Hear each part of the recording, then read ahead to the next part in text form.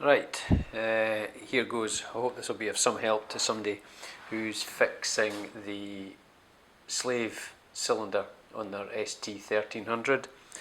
I've got a 2006 ST1300, which is the A6 model, and taking my bike for the first run this year. I got 17 miles from home when all of a sudden I had no clutch.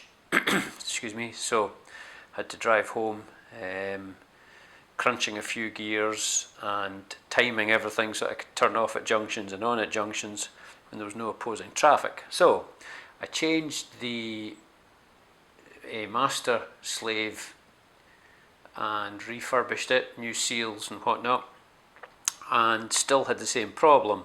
So I assumed it then was the slave unit, which is the notorious one, which is underneath the bike and is one of the most difficult things to work on.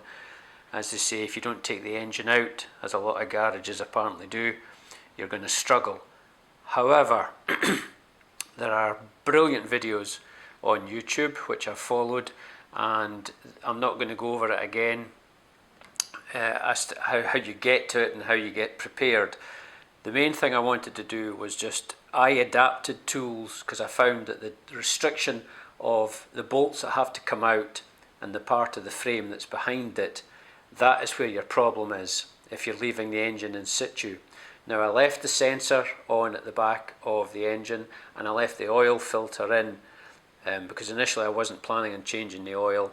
Later on I did take the oil filter off, and it gives you more a visual view as to where one of the bolts is, but really the whole thing can be done without removing the oil filter or the sensor, which is bolted to the back of the engine.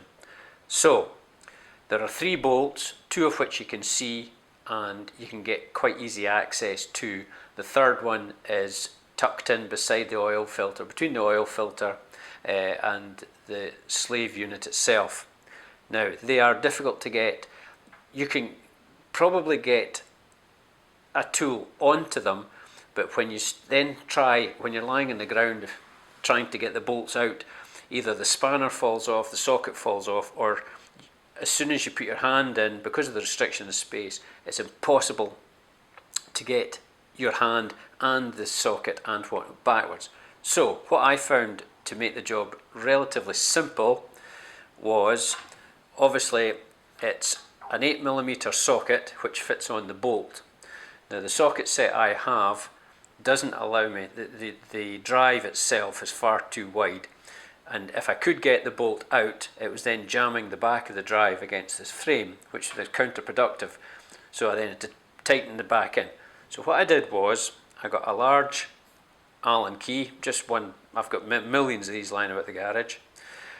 I cut off I probably cut it in half so that I just had the stubby end, the shortest point. I ground it down, filed it down so that it would then take the square drive. I think this is a 1/4 inch drive. Hammered the 8mm onto there. It is not coming off. That then allowed me access to get to all 3 bolts, and because obviously it's a firm piece of steel with a small piece of tubing and another spanner, I was able to crack all the bolts. Now, the problem I had after that was, now that the bolts were loose, every time I went to try and rotate this, it kept falling off. So I tried many things and I was really struggling until I remembered this is one of the best pieces of kit you can have when you're working an engine. A small button magnet and a large flat screwdriver. The magnet sticks to that. That then sticks to that. So every single time it fell off, I was having to go and fetch about underneath the bike, find the socket, put it back on, try and move it. Impossible. Using the longs, it doesn't have to be a screwdriver, but anything long in metal which will allow the magnet to hold, means that you can virtually hold that in place and it still allows you to rotate should you wish. Now, further to that, I was explaining, it took me 2 days to get the slave unit out because of all the mucking about I had prior to using the magnet. So what I did was I spoke to the guy at the local car shop, and he said, but what about a micro ratchet? So, getting a micro ratchet, this is a 1/4 inch hex driver made by Segan, obviously, or Sealy. It cost me £12, so it's not a huge amount of money. I found the 8mm socket, went on there quite easily, and that allowed me, with it being so narrow, the bolts that were now loose, I was able to undo quite easily. The only bolt that caused any sort of problem for access was with the one next to the oil filter. You can, if you're looking from either side of the bike, it's difficult because the vision is really poor. However, what I did was I got a piece of brake line, I put a socket connector in the end, and that there. Now, lying on the side, lying on the floor, looking up through the frame on the oil filter side of the bike, I could actually get this, I could visually see how I could feed this over the frame, get access to the bolt, and then, because obviously I had loosened it with this one, I was then able to turn, and the flexibility of this meant that you could move it either under the frame or over the frame, I can't quite remember, but it allowed me access, and I could just quite simply rotate the bolt and it came off no problem.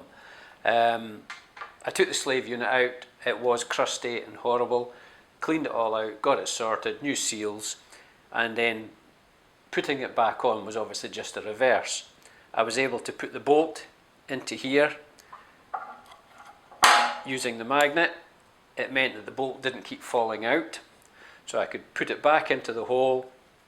With the flexibility of the hose, I was able to then get the third bolt in, the one beside the oil filter, and using my new fantastic micro ratchet, I was then able to get the other two that you can see back on.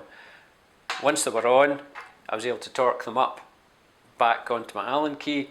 So effectively the whole point of this story is the tools, if you make your own tools and make them as narrow as possible, but strong enough to take the bolt, obviously to break it open and then to tighten it back up, it makes the job so much easier.